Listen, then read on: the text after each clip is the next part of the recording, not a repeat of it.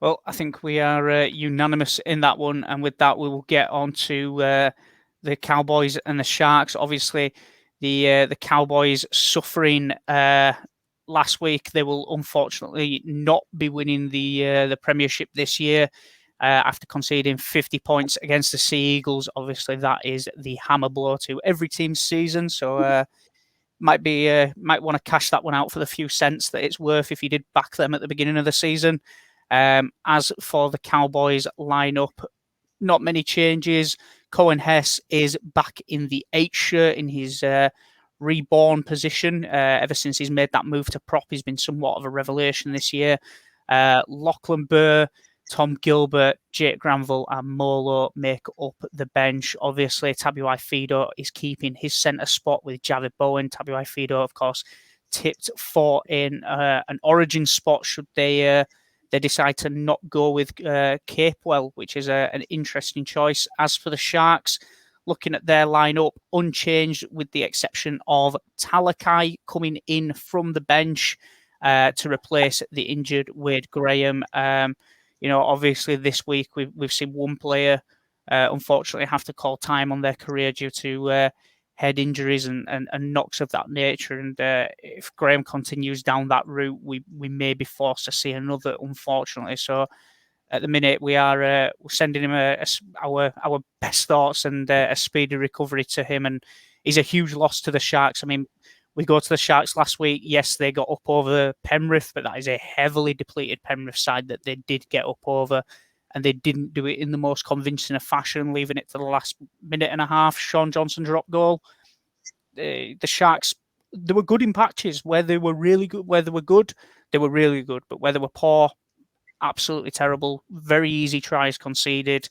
It's almost atypical of a Sharks performance this season, where they are very sturdy when they want to be, and then those just defensive lapses, they concede points very, very easily. Yeah, I don't know what to think about the Sharks. When they play at their absolute best, they're a team that can push a top 4 side. When they play at their absolute worst, they lose to the Bulldogs. It's a very big floor to ceiling kind of scale for Cronulla. And the same goes for the Cowboys. The Cowboys, who I don't know how are in the top 8. We definitely weren't going to be saying that 8 weeks ago. Did not look like a top 8 side last week. There was no cohesion. Yes, it was Tom Dearden's first game, but it just looked ugly. It looked really, really ugly. The immediate thing that stands out for me is the fact that you've got the likes of Frankie Molo on the bench. Molo is an absolute gun. Don't know why he's not starting and Cohen Hess is on the bench. The fact that Hess, yes, he's an origin player, but he's not been playing that well this year. Yeah, he's been better at prop, but he still hasn't been playing great. The fact that he's starting over Frankie Molo and Tom Gilbert, for that matter, is, I don't know about that one. It's a bit interesting. The same can be said for Fifita. I was watching the game with a couple of buddies last week, and they straight up said, man, Fifita does not look like the Fifita of old.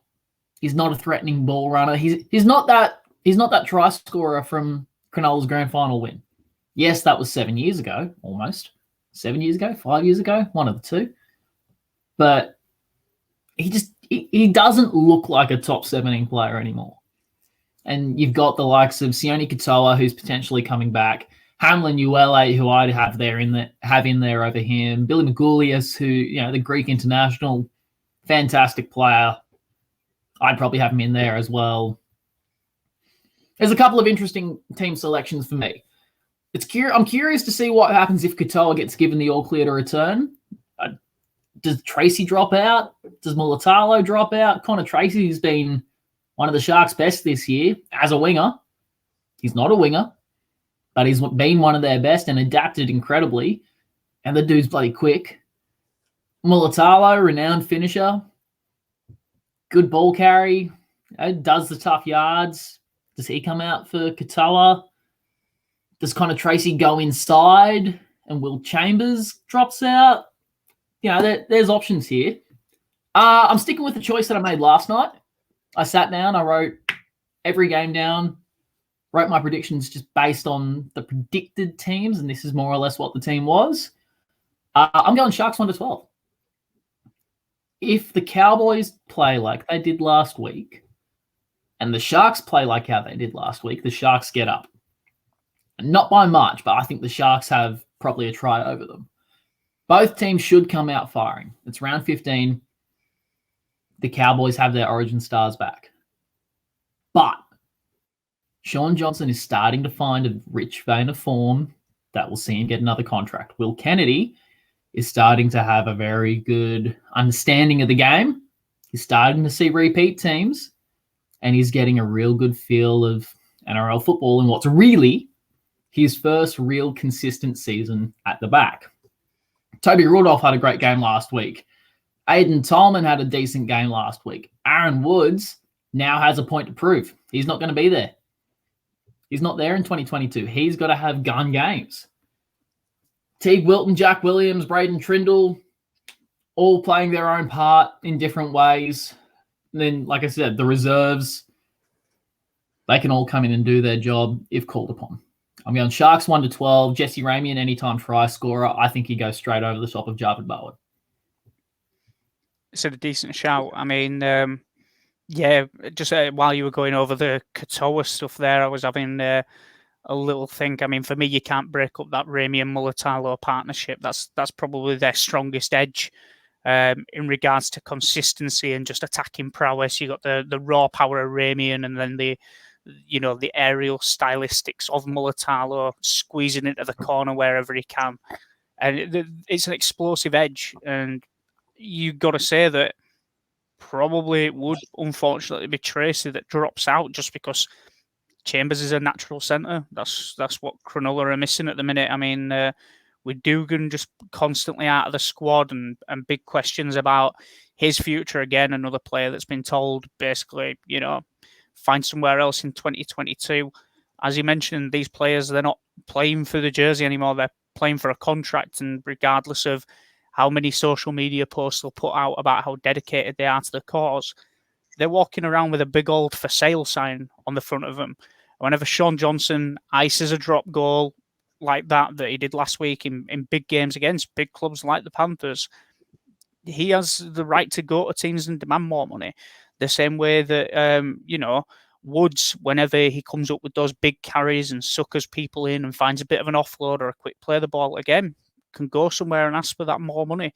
So the Sharks are very much a team of individuals at the minute, and that's not a good place to be. But unfortunately, I'm going to have to join you on Sharks 1-12 as begrudgingly as I'd like to, just simply because that cohesion's not there in the Cowboys yet. I mean, yes, you get Holmes back at 1, that firms up your spine quite nicely, and you got Felt back on the wing, but that young, inexperienced halves pairing that's still working together, still feeling the game out in Drinkwater and Dearden, it's going to be, like the halves days of old where you've got one player on one side of the pitch and one player running the game on the other side, just because you're not going to have that second phase play. You're not going to have players waiting at second receiver that are going to be able to set up those very liquid, very fluid, block plays that we are so used to seeing. And we saw that last week from the Cowboys when they tried to run those kind of plays. It just wasn't happening. Players were coming through in the wrong gap. People were getting on the inside shoulder instead of the outside. It was a little bit all over the place. So I'm going to say, Sharks 1-12. Push me for an anytime try scorer. I like your thinking of Ramian. He is just a powerful player. I'm going to go Mulatalo. Just similar logic. I think they exposed that edge. The Cowboys haven't got the strongest back five in the comp right now, and I think although the Sharks are a little bit makeshift here and there, I still think that they are the better team 1 through 5. Not all over, but definitely in 4 out of 5 of those spots. So yeah, I'm gonna go Sharks 1-12 and Mulatalo anytime, and I think we probably leave that one there.